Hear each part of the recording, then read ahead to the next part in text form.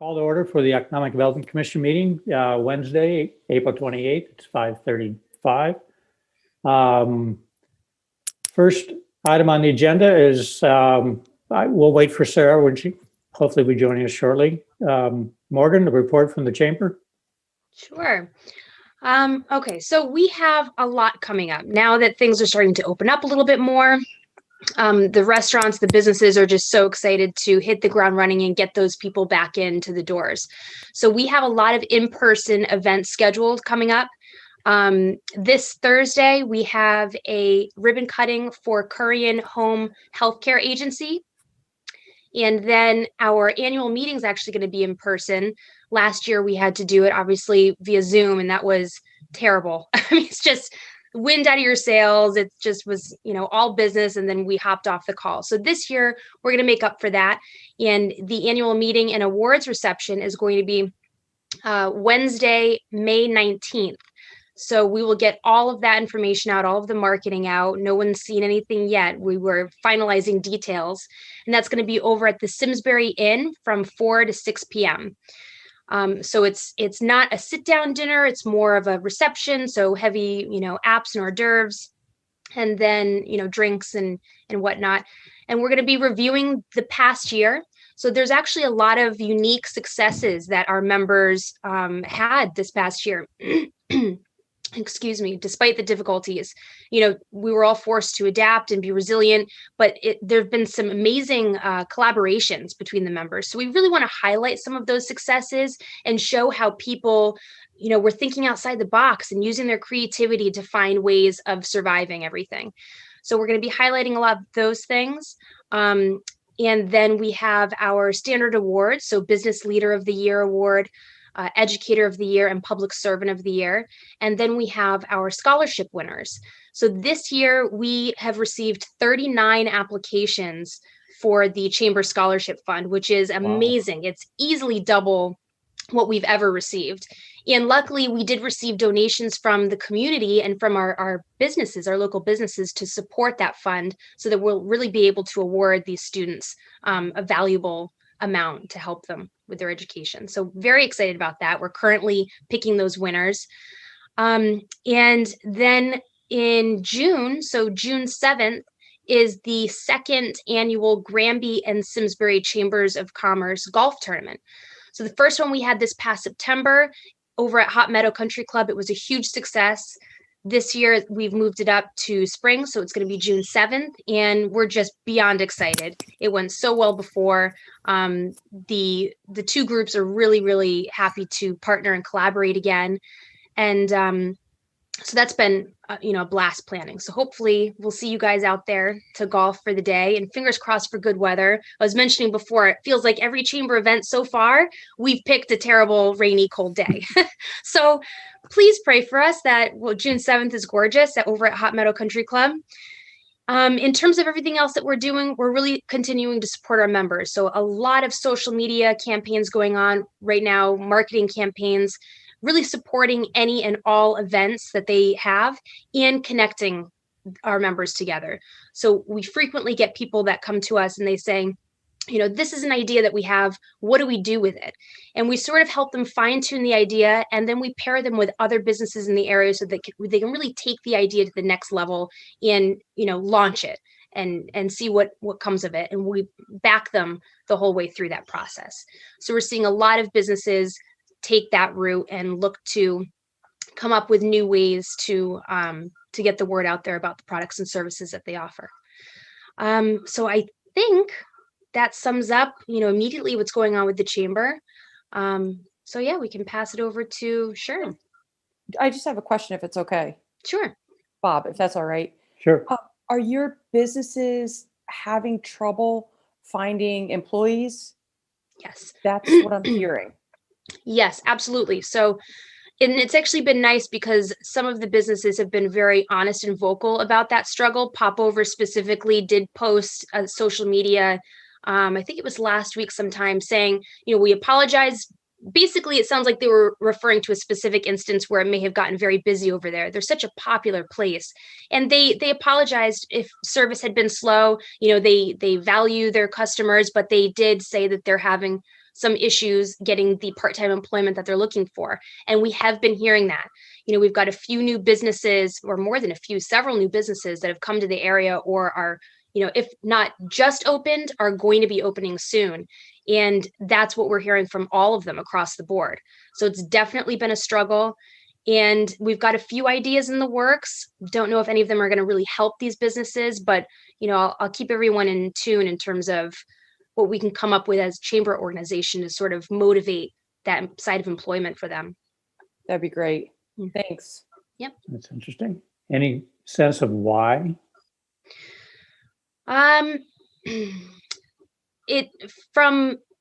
Just the theories that we have heard so far is people are still receiving unemployment and having a higher income from that than they would be, taking those positions again.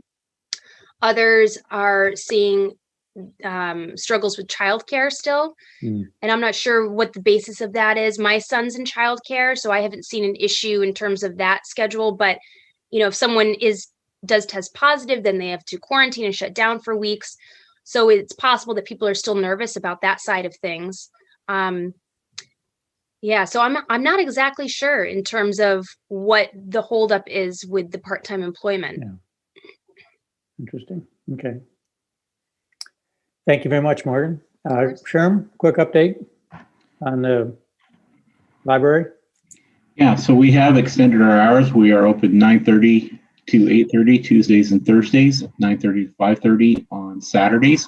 We're doing a lot of work preparing for when we will be able to go back to our regular hours for the public. We are excited about that and are trying to do our best to be ready for when that can happen.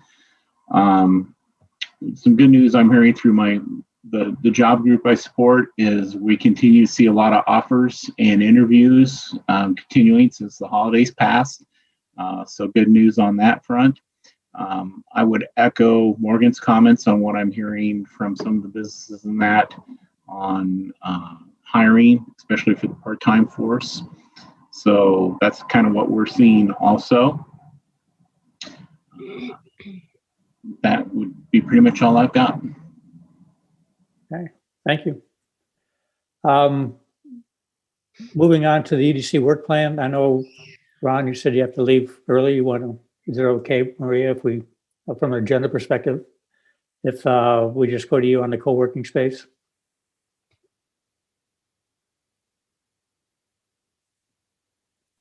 Try again. Yep, try again. Okay. Actually, yes, Morgan and I spoke fair amount about this co-working space, and actually Morgan has quite a bit going on with that as far as trying to set up a web page. I know I'd rather let her speak on that because she's got a lot of good ideas, and setting up a web page, and Chambers offered to monitor some of that, but they are looking for some potentially some funds to do that, or some space on the town's web page, or some way to get this off the ground. Morgan also expressed that there are some of the potential landlords may be interested in helping to sponsor some of the costs behind it. They're not very large. I was pleasantly surprised to see it was about $120 a year to keep the web page up and going. And then Morgan said she had someone for like $3,500 that could put together a web page that would provide access to potential landlords to post their co-working space. I guess, Morgan, if you want to chime in and go with you much better on the details than I am. Sure. Thank you, Ron. So we had discussed a little bit about what's currently available in terms of property owners posting their available office space. And there's some free websites available. LoopNet is a good example of that. But something that we really want to look towards is the co-working piece. And although co-working is an option with LoopNet's filters, it really doesn't provide a platform for scheduling co-working if it's, only an hour that a professional wants a space, or a specific day, anything like that. There's not the booking functionality of that type of website. So I was speaking to Leslie, the marketing director for the chamber, and she also is a web designer. And we were kind of hashing out what this type of website would need and the costs associated with putting something like that together. We took a look at the town website, and she did not think that that type of platform would have the functionality we really need in terms of submitting forms and scheduling and booking these offices that are posted as available. But, Maria, we can touch base and you can connect us with your IT person so we know fully if the town website would be able to manage something like this. The chamber website certainly can't. We have a platform that doesn't have that level of functionality. But Leslie would be able to actually develop a website so that property owners could upload what offices they have available and the rates that they would like to offer that space for.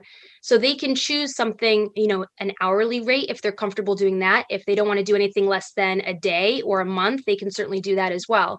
So it's completely in the property owner's hands in terms of how they advertise the space that they're posting. And basically how we figured it would work is a property owner would reach out to the chamber and say, I've got space I'd like to upload. We would provide them with credentials so that they could go ahead and manage that themselves, post, whatever spaces that they wanted to on there with whichever rates that they wanted as well. And then it would have a booking module so that the local professional could go right ahead and book the exact date and time that they wanted. At that point, the website would send them a confirmation and connect them directly to that property owner to hash out any of the payment, side of things at the end of that booking. So the chamber could manage that going forward. Leslie is available to design this website, and she gave a very moderate preliminary proposal of $3,500. If it's something that the town would like to allocate some funds to, that would be great. And whatever is available is available. And if there's still a balance left over, we could certainly approach the property owners, given this is a free opportunity for them to make quite a bit of money on their spaces. And, if it would end up being a very nominal fee if all the property owners chipped in to launch this website. She would be able to develop this website with approximately 80 hours of work. So turnaround time is pretty quick on this. And just looking into URLs and domains and all of that good stuff, we found a few that we thought would work nicely. SimsburyWorks.com is available, and we thought that had a nice ring to it. Oddly enough, SimsburyCoworking.com is purchased by West Hartford Coworking, and AvonCoworking.com is purchased by West Hartford Coworking. So there's definitely, yeah, I thought that was fun. So there's definitely a competitive market for this. There's no co-working available on this side of Avon Mountain. It's a huge void in the area, and we could, kill two birds with one stone here. We're helping our remote workers and the people, local professionals, as well as all of these property owners that have open space, and long-term tenants are hard to come by these days. People want, shorter contract terms, things like that. So that's the idea that we kind of came up with. Any thoughts? Yeah, I have a couple questions for you. Morgan, do you know, was Leslie planning to use Wix or an easily accessible program like that? Or Yes, WordPress, or what was she looking at? She was looking at both of those. It would kind of be a price comparison as far as I'm concerned, but I'm no website developer by any means. So any of those questions, I can make sure to get her on a follow-up call so that she can give specifics. Yeah. And would it be the chamber and you and Leslie that would be actually purchasing the URL and responsible for the renewal of it year to year? We certainly are able to do that. But it's completely up to this committee, who's sort of handling that side of things. Okay. But the chamber can manage it on a day-to-day basis. Okay. All right. And then my next question was the intent for this site just to be about the co-working spaces and space available, or a larger initiative for businesses in Simsbury? And the reason why I'm asking that is in the research that I've been doing in comparing the different economic development committees across the United States. Actually, there's some amazing examples of how people or how organizations are doing this in Massachusetts, right next to us. But these working business sites that are stemming from the economic development commissions have things like what you're talking about on them, but also have the business resource guide and everything else that would entail coming to Simsbury to open up a new business. So I just didn't know how far you guys were planning on going with that, or if there's a larger picture or structure to what you're doing, and this is just a portion of it.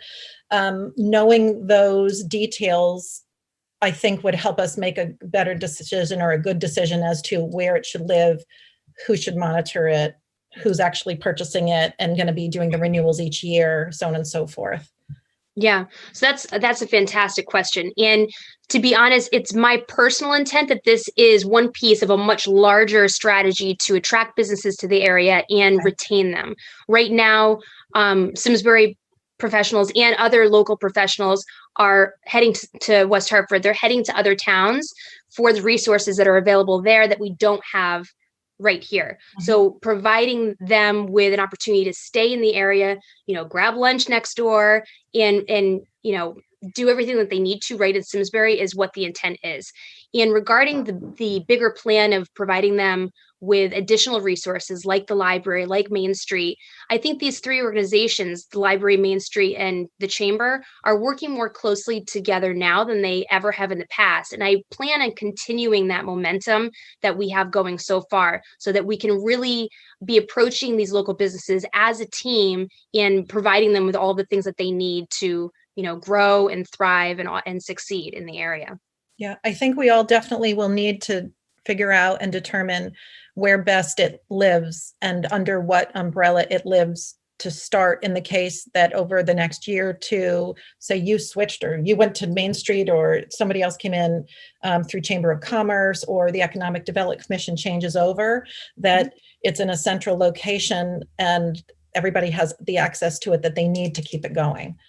Sure. So that's just a larger consideration for all of us in general, especially with the fact that we've got Commerce and Main Street and then this Economic Development Commission. We're all working towards this common goal.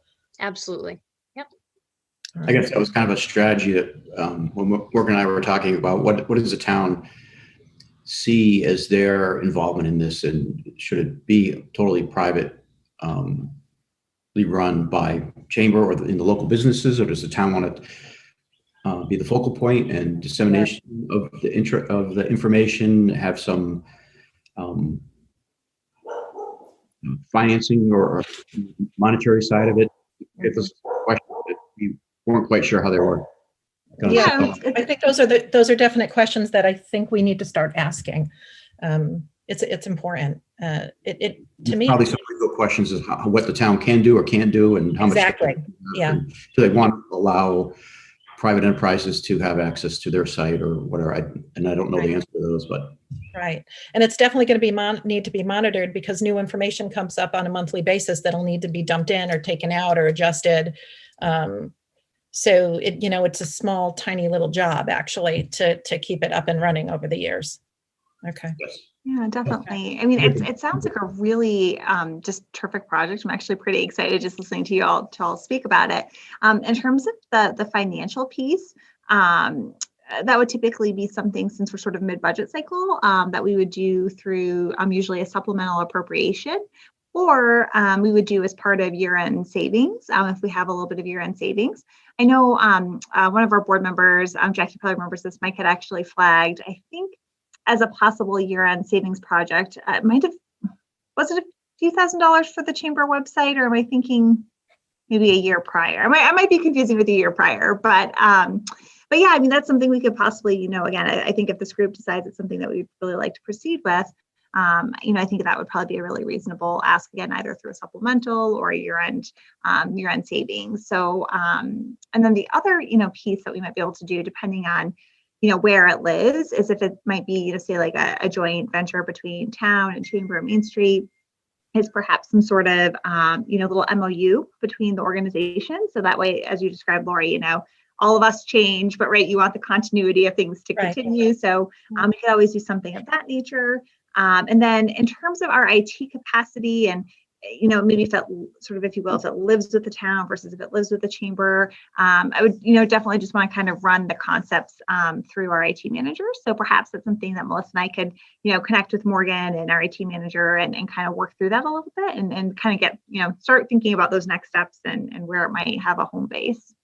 Great. Yeah, Yeah, Maria that's great. and Lori, I agree with you both. Just to echo, I think having the consistency and maybe, starting to look at if the town can be the central, I think that's a good place to look at for continuity purposes. Yeah, I mean, that makes sense. I can tell you, I mean, from what Leslie is proposing in her 80 hours of work to do it, especially if it's on Wix, Wix is so easy to use. That's a very good price and it would make sense. I don't know if the town would be willing to pick up something that is built on Wix. I know that for all of us, as lay people, we would all be able to access it and be able to make adjustments on it. It's not hard to use, but if Leslie built it, it might make sense to keep it with her as long as possible since she's the one who built it. But, I just feel it's important for us to look at exactly what we want the site to be, how it's going to function, what its purpose is, and make sure that when she does it, she keeps all of that in mind, that there might be other channels or different silos of information that will end up on it. From the idea of Simsbury Works, that is a phenomenal name. I think that's great. There's probably a couple other ones that we could go with, but that makes sense. It's straightforward and it does what it says. So I love that actually. There's just so much out there that I've seen in doing this research, and what I'm going to do. And Morgan, I don't know if you and Ron, you've ever started to look at what other EDCs have out there for this. I'm going to pull together a few things and send it to you this week so you can see. I'll just link you right to these websites so you can see it and take a look at it and maybe start to compare what you guys are thinking about to what is out there that people are doing and actively using. Great. Great. Okay. And just to quickly clarify, by the chamber, my initial proposal of the chamber being able to manage this, I didn't mean the chamber owned this. It would be a website that we would have a link to from the chamber website, from Main Street, from the library, from the town. So everyone would link to this third site and we could all, push businesses to that as a resource for them. Yeah. I was simply saying we could manage it just because Leslie's in the office. And if managing it was a reason not to do it, then we would happily take it on so that it would happen. Yeah, no, I think you would have to be the gatekeeper of it, or somebody like you would have to be the gatekeeper of it. And any requests and everything would have to filter through you. And that's going to be more work on a monthly basis. There's the option here or the opportunity here. So some of the work that Brooke did very early on in the EDC and talking about a town webpage and front ends, user-friendly, easy to navigate, so on and so forth. She identified there's lots of opportunity to make improvements. Right. To your point, Lori, yes, there are pockets of information scattered all over the place. There's no one single place where it all comes together. Right. And so on the one hand, yes, we'd like to get something up and Morgan can definitely manage her particular piece. To your comment, but how do we think about this in a larger context? Because we're also looking at the marketing campaign and we want to have the marketing materials out there as well. And all that's all got to come together. So from we really do need to sit down with the architects from the town and I know we have limited resources there, Maria, but if we do this thing the right way, we could create a nice front end for any business owner to come in and get access to all of these different sources of information and make it easy to use. I mean, that's an ideal. I don't know if we got the resources to pull that off, but that's ideally what we'd like to be able to do, because you're absolutely right. This is one piece and the marketing is going to be a piece and SHRM's got a piece of it, right? So how do you integrate it all together? Nice user front end, easy to use. That's the bigger challenge of firms. Is the marketing team it's part of the RFP for them to come up with a tagline for the town. Does anybody know? Because reason why I'm asking that question is if there was something that they were creating that was a tagline for the town of Simsbury, that might be something that should be considered in choosing the name of whatever our business site is. So, And that's not coming back till September, I think. so if you want me to jump in, Yeah. the marketing piece does include a brand. First of all, my apologies. I had to join late. Nights are really difficult for me right now. The marketing piece is the branding piece, and it will include a tagline. So yes. So I would caution that again before we, I love Morgan's idea of, putting it on a site, but before we rush, let's get a little further along. So to Bob's point, that we integrate everything together. So that again, the marketing is supposed to have a unified voice for how we are reaching businesses, visitors, residents, et cetera. And, so that we're really making sure that we're following all of the guidelines and everything that will be put forward. So I think it's great, but I think it gives us a little time to work through any of the details, where it would live, et cetera, without actually purchasing the domain name or anything yet. Yeah. Okay. So Sarah, do you want to do? Okay. Oh, hey, Bob, can I just get this in before happy hour starts? This is related regarding zoning, and actually Mike probably be better at some of the details on it, but at the last zoning meeting, part of at the tail end of the meeting, the last few months, they've been looking at the current regulations and making modifications and make them a little more up to date to how things are really occurring in the town. And the last portion they're on is most recent portion is commercial and industrial spaces, and they're looking for a way to maybe open up some of these spaces because there's not a big call for office space right now, and some of the industrial space is the same thing. So, and I did mention that we're looking at a way to get more co-working space available.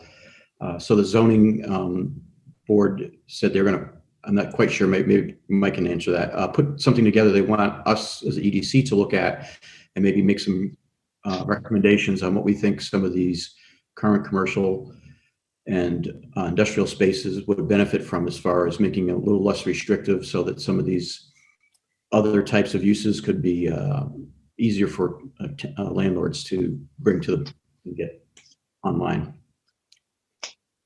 Okay. Is there anything on that, Mike? Maybe. Yeah, Ron. So just to clarify, it's just for the industrial zoning districts right now. Okay. Because the industrial zoning districts, the amount of uses that are allowed under the current regs, it's very limited. And one of the few uses, for example, in the current I-1 zoning district is professional office space, which we have close to 200,000 square feet of vacant office space, which is not going to be office space with the current market. So zoning wanted to see, can we add things in there that make sense? So you have a copy of their latest draft. They're looking to hear from this commission. They meet this coming Monday, so they're actually looking for a response tonight for their next month meeting, because they would like to move this along towards the public hearing process. And I mean, Ron did a great job where it's expanding the uses. So if you look at that table that's in your packet, is there anything else that makes sense in some of our industrial areas, such as, for example, along Hot Meadow Street in the southern end of town, you have the Chubb Insurance Building, but you also have the former headquarters of Simsbury Bank, which is Liberty Bank now. That actually is a vacant building. They still are paying lease payments to the property owner, but eventually that's vacant. No one's reporting to work there. So what makes sense? How do you retrofit that to other uses? Because like I said, professional office space, I think you're going to see more that co-working option as an ability to work from home, but at the same time have kind of that getaway so you can have a Zoom call without having kids walk in or dogs bark in the background. But what do you do with these buildings that obviously will not be used for office space. What else makes sense? For example, we have theater uses. We have additions of rehab for residential purposes, similar to what's going on in Hartford right now, where they're rehabbing office buildings for affordable or for multifamily housing. There's a few other things that are added on this list, but if there's anything anyone can think of to add, that's what zoning wants to hear. I know we're getting a lot of requests to library for meeting space, and even when our meeting rooms are available, I think the demand we're starting to see already is probably going to outstrip what we can make available to folks too. So it's kind of a temporary, I need to call up, I have a group that needs to meet. They're not looking, long-term lease or office space, but just the ability to gather when it's safe again for meeting space. Sherm, who's making the request? We're just seeing a lot just for community groups and things like that. And of course, there's the budgetary concerns too for that. Are they going to, if we can't accommodate the library, are they looking at, how expensive would it be to be able to lease it, a space for just a meeting and things like that also.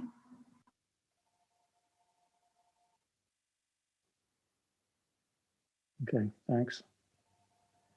From a pure agenda perspective, can I go back to Mike before we get into the industrial zone regulation request?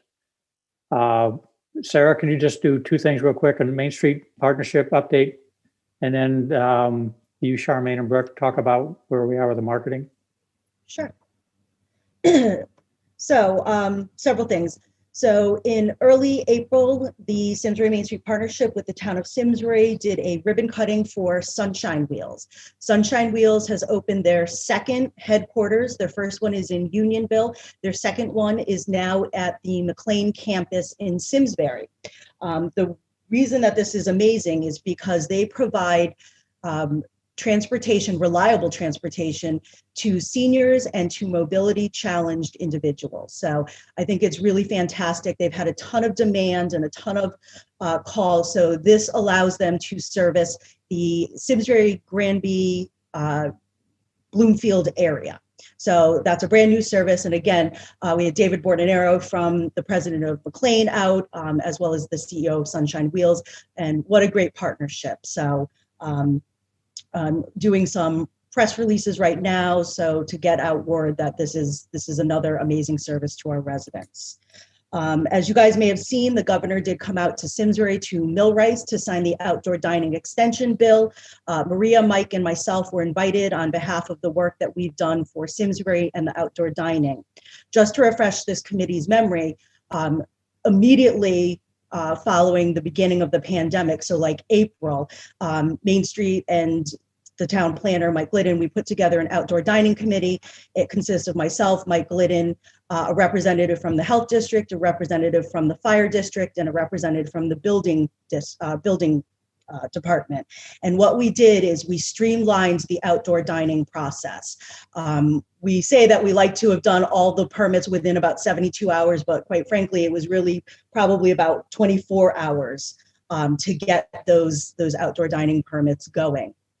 We reconvened again. We were actually ahead of the state last year, which I am very proud of, because we did it right before the state decided to do the temporary dining bill.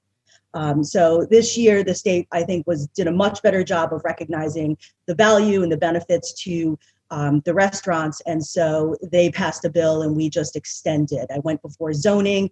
And then I want to thank the Board of Selectmen and thank Marie and her team, because Main Street also asked for the fee waiver for the second year in a row, for all the fees to be waived for both the permits and any associated building costs, for example, for the tents. And for the second year in a row, the Board of Selectmen unanimously waived the fees. So really a team process, and the governor coming out to Simsbury was just a signal that, we're one of those towns that has been a role model for the state in leading the way. We are working with the restaurants right now on the RRF, which is their new funding. The great news is that the funding for the Restaurant Revitalization Fund is a grant. It's not a loan. So those tend to be a lot better for the businesses. We've seen where it's been a grant, it's been much more successful. When it's a loan, even when it's deferred, it's still money that needs to be paid back. So we've been working with the restaurants on the Restaurant Revitalization Fund and all of the application procedures there. We've been giving clarity on the new regs that have come out that are changing as of May 1st. And so we've been in great contact and communication with all of the small businesses regarding what affects them. Some memorable or so some of the more important things are that we've re-increased the restaurants don't need to close till midnight now. Remember, it used to be 9:30 and then we went to 11 and now we're at midnight. They've changed some things on the numbers of people when it's outdoor dining. They've gotten rid of the food component when it comes to some things with outdoor dining and the alcohol. So, we're getting clarity and bringing information on the new regs. Main Street started a partnership with we actually always had a partnership in place, but we started a more formalized partnership with the Simsbury Police Department. And so I had asked our Chief Bolter to start giving us regular updates when it pertains to business issues. So there was a rash of catalytic converter thefts, which affects not only the residents, but also really our automobile, industry and our mechanics and repair shops and things like that. There had been a burglary at a local liquor store, and we put out information on that. And I had asked that they'd send the information over to the chamber as well. So I know that Morgan's been receiving it as well now. So that's worked really well for our businesses. And, Main Street just wanted to formalize that process, and it's going very, very well. We're finishing up other permits. Soma Grill is not only did they get a renewal of their outdoor dining permit, but we moved them through the process in less than 7 days to get approval on their patio. And the patio doesn't fall under temporary outdoor dining. So again, thanks so much to Mike Liddon. I think, between you and I, we were able to move him really quickly through the process, and he got approval within one night. So I thought that was fantastic. We did the patio with Little Mason very similarly last year. We're helping Rue right now. There's a joint ribbon cutting. I don't know if Morgan mentioned it, but we're doing a joint ribbon cutting with the chamber on May 29th for Rue, which is the new Cajun restaurant, Stephanie Civitillo, in the Fiddler's Green complex. And then finally, we've had a ton of business owners that have approached me. They cannot find enough employees. And so yesterday we started on Facebook, we started a jobs match. So businesses are writing in and saying, this is the job I have available, and we have a ton of them. Even Dino Nobel, for example, is looking for a mechanic. And so we're matching them. And then people are also writing in saying, I'm looking for this. I could do part-time, I can do full-time. And so it just started. It's been less than 2 days, but it's already been very successful. And it's just a nice way to remind people of all the opportunities in Simsbury and start trying to get our businesses some help. So that's been, again, less than 2 days, but we already have a dozen businesses and also some people responding. And so if you guys see that and could share that post, we're asking people to boost that post so that we can really get the word out that we're matching people with jobs. And there's a ton of other Main Street stuff going on, but I try to limit this to just economic development. So not like, we're doing a t-shirt art contest with the schools and everything else, but that's really what pertains to economic development right now. Oh, and then I'm sorry, Bob, you wanted us to talk briefly about marketing. I'll start, and then if Brooke and Charmaine want to jump in. We've had 2 really amazing focus groups. Our first focus group for the marketing group was the realtors. And so we had realtors from every major company in Simsbury represented, as well as some of our top builders. And I'll just say I found it really interesting. There was a great sharing of information. But what was really surprising that came out of it is that the realtors mentioned that the school system is no longer the #1 reason that people choose to live in Simsbury. And I thought that was really eye-opening because they referenced that like 15, 20 years ago, it was really hard to sell Canton, for example. They couldn't sell it. People didn't want to do that. And now their school system has really come on par and excelled. And it's no longer those conversations that the school system, at least in Simsbury, is the top. Now it's still in the top 5. Okay, but it is no longer the number one reason that people are moving to Simsbury. And I thought that was really fantastic. We got a ton of great information. So what's number one? So the number one tends to be that kind of mysterious quality of life. Oh, okay. So it really is, and I think, again, it really speaks to the amenities that Simsbury provides, the top-notch level of service that we provide. I work so closely with all of the department heads, and I know Maria as well. Like, we're so proud of the staff. I think they do such a phenomenal job. And recreation is a huge piece of that. The Simsbury farms, the trails, that we have 7 working farms. I mean, the farms itself, the farming community. So both active and passive recreation really tend to be among the top. The fact that we have a actual downtown. Yes. People like that, they like that feeling. The fact that we have, mom and pop stores, we feel more like a community. The level of community service and the people that volunteer in the community comes up, again and again. And this commission is a great example of that. So just really fantastic information, but it was a little bit of a change from where we were 12, 13 years ago. The second group that we did was the hospitality group. And so the hospitality group, we had everyone from Tyler Anderson and Courtney Febbriello from Metro Beast. We had Riverview, Simsbury Inn, you name it. And so one of the interesting things that came out of there was that they're really starting to change to go after the millennial market. Until recently, we've kind of ignored the millennial market. And what they're saying is that the millennial market is the ones that are doing a lot of the travel and the exploration, and they're the ones that are spending the money, and that we're seeing both Tyler Anderson shift towards more millennials, and as well as the Simsbury Inn. Classic Hotels is working on a rebrand that will really start to focus on millennials, destinations, experiences. And so I thought that was really interesting as well. So I thought it was fantastic. We're working on some other things that I don't want to mention yet because they'll be coming up, and I don't want to influence anyone's opinion, but we're still hard at work on step number 2. And I don't know if Charmaine or Brooke, you wanted to say anything, or that was a good summary.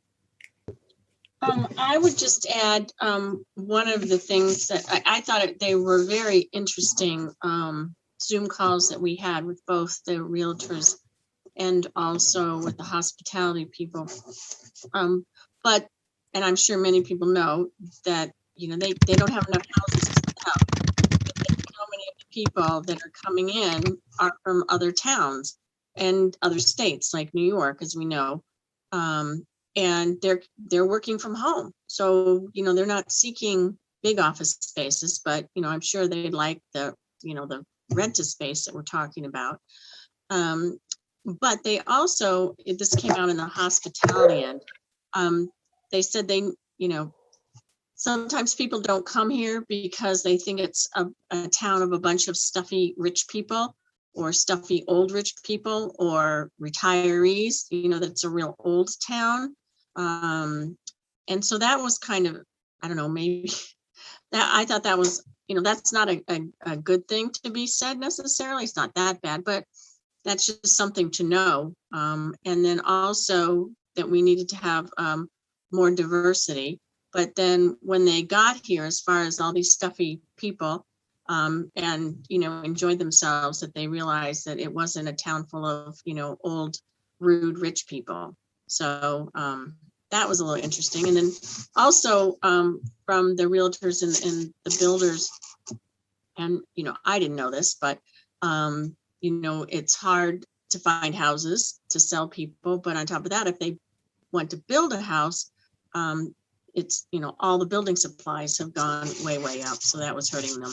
But Jeff Dernberg did a great job and, asking open-ended questions and, questions, like, what do you need? What's in the way? All these things. So it's been very good. And then we also have a survey that's going to be sent out. That the survey is I tested it.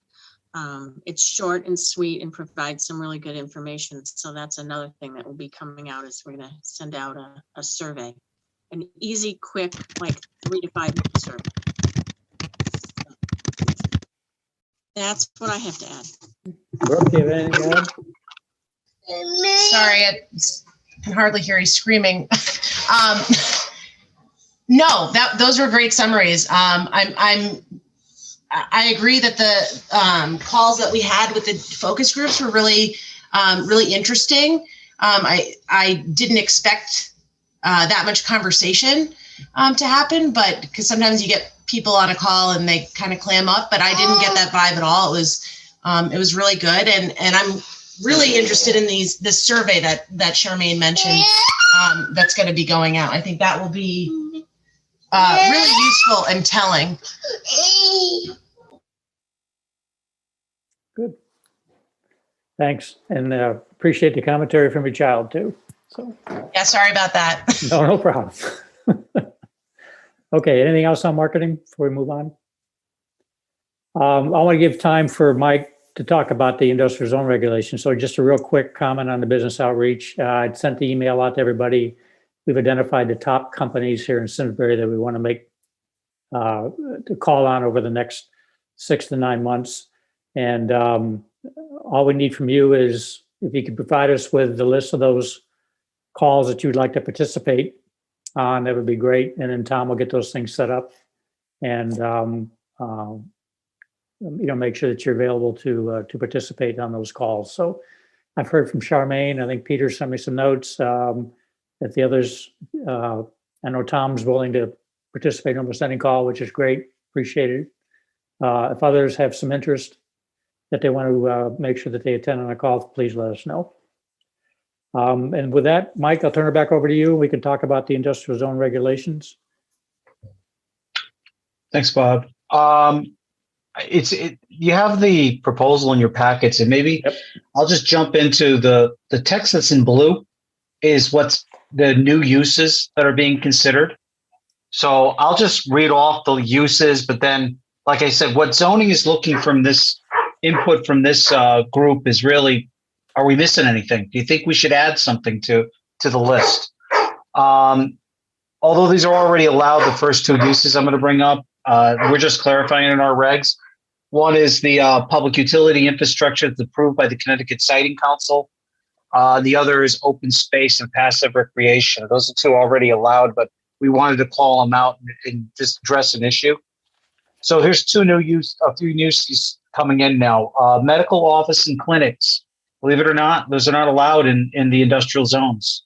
Retail that's less than 20,000 square feet by site plan approval.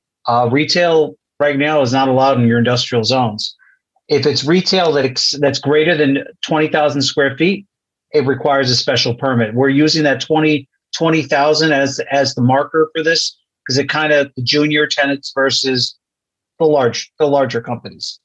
I already hit on indoor movie theaters, just theaters in general, performing arts, commercial kennels, veterinary offices. That's something else that we said makes sense to be added to the industrial. And the last one is the conversion of existing buildings for residential purposes. The commission kind of went back and forth. There was a discussion at first that we would, require that there was a commercial use on the first floor and the balance fee residential. However, after kind of discussion, we said, let's put a placeholder out there and say, how about just straight conversion to residential as just another reuse of, like I said, aimed at the office space that we have that's vacant. So that's it for the new uses. We've clarified a few existing ones just because we had that's the text that's in red that created a little conflict amongst our regs. I don't want to go too deep into that. Oh, last one was clarifying self-storage. We allow storage and warehousing as of right. However, we never really call out self-storage yet. We have 2 self-storage facilities in town. Commission actually wants it as a specific use. So that's another use that's being added, but not really, because like I said, it's a use that's already been established by the commission.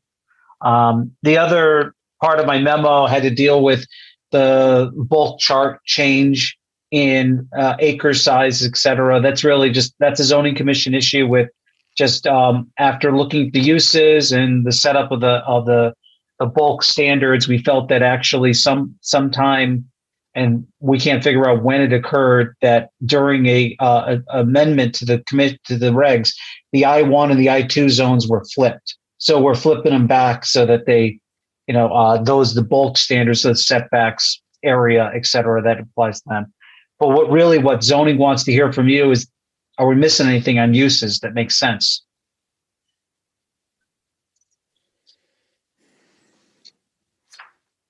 Mike, that's a pretty extensive list. I would wonder why anybody would object to that list. It sounds very productive use of space, potentially. And I'm assuming that they'd still have to go through the town and the zoning and planning and all that. Correct.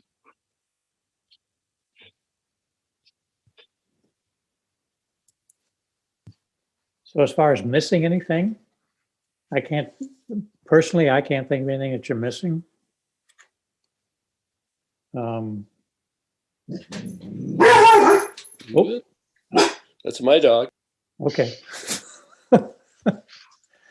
The things that you mentioned are, for uses make a lot of sense to me. Medical facilities in particular. I don't know. Bill Rice there's Bill back. Okay. The notion of maybe flipping some of these office spaces into residential. I don't know how that maybe fits into some of the affordable housing planning that he's been working through. That might be an option.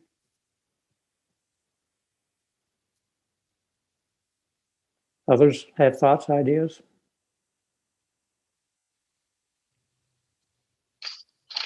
Anything more specific than that, Mike, that they were looking for? No, like I said, they're looking for input if we missed the ball on anything that makes sense. Yeah. And if so, they were willing to consider and add to the list.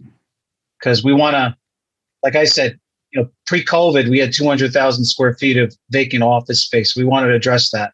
So this was a proactive effort by the zoning commission to say, let's look at our industrial regs now and how do we deal with what we know we have and what makes sense based on the patterns we've experienced and where our industrial zones are located.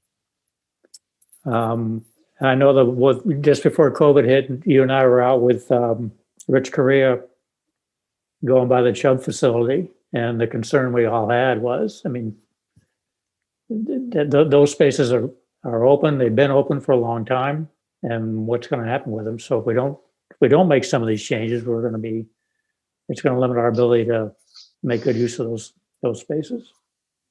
Agreed. So anything more than we think it all sounds good. We have no additional input as far as uses are concerned. Are they looking for a blessing from us, or? No, they're looking for input. So, okay. This works. I could say that, yeah, if it's okay with the commission, that the commission reviewed it and they thought is a very appropriate change, and then zoning will do their thing from here. Okay, very good. Everybody on board with that? Yeah, just one thing, and maybe I missed this, is childcare or camps on there anywhere, any sort of educational purposes listed? No. Excellent point. That's the only other thing that I can think of that you might want to put in there. Just because I know there's so much going on with issues with summer camp space and having to space people out and childcare centers, that might be helpful for some of those spaces to potentially be considered for companies that are looking to expand their footprint. And just educational in general. If someone's looking for a community college to start, as an example, and you got all that space on there at Chubb, it'd be a great campus facility. Right. Yeah. So does that community college do they not pay tax?